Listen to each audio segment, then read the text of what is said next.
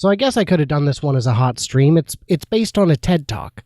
And that doesn't quite make it. No, it's more about flags and flag design. See, there's this guy named Roman Mars, and he loves flags.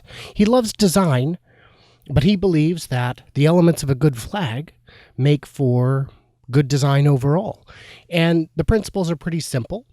And it's fun because most nations have great flags. Nearly all of them. Take one example he gives is Canada's flag, which is, the two red bars, the white bar down the middle, each in equal thirds, and a big old red maple leaf. It's very straightforward, and you know what it is. The trick is states often have terrible flags, and cities have the worst flags by far. He gives an example of a good flag being Chicago's, which has, just 3 colors.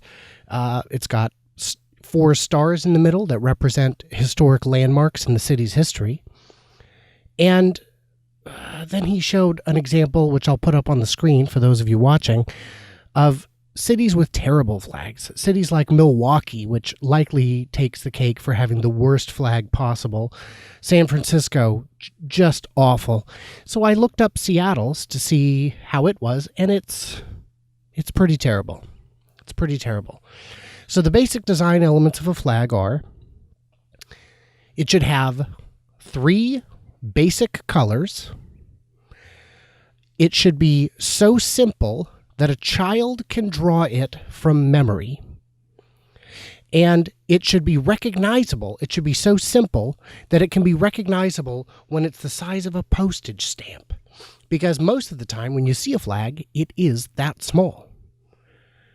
Seattle's definitely doesn't meet that criteria. And ideally, it should have meaning. It should evoke some understanding of the city itself. So I took it upon myself to design a new Seattle flag. And I gotta say, for someone who is not a graphic designer and certainly not a flag designer, from someone who only learned what he knows, what painfully little I know about flags from watching this one TED Talk, I think I did a pretty bang-up job. So let me describe it to you. And as you know, a podcast is the best way to describe something visual. But considering how simple it is, hopefully it will make sense. So I used 3 colors, light blue, dark blue, and white. Great. You can see where those colors would fit into Seattle. Light blue, dark blue, and white. So the bottom third is dark blue, representing the water. The top 2/3 is light blue, representing the sky. And then the white, well, just above the waterline, on the right third, I put a white triangle representing Mount Rainier, or Mount Baker if you prefer. Or, maybe I could revise it and take the top off it and we could call it Mount St. Helens. But we have mountains. That is one of our features. The other white goes from top to bottom, over the water, over the sky. And it is basically a white pillar on the left third that gets slightly wider as it goes up, which could easily be recognized as a symbol of the Space Needle. But it could also be a symbol of hope, of aspiration, of soaring greatness. So, yeah, there's only literally 4 features. A dark blue bottom for the sea, a light blue top 2/3 for the sky, a white mountain rising from above the sea level, and the white pillar that gets wider at the top on the left, representing the Space Needle. I think it's beautiful. I think it's wonderful. I know with absolute certainty it will never become Seattle's flag.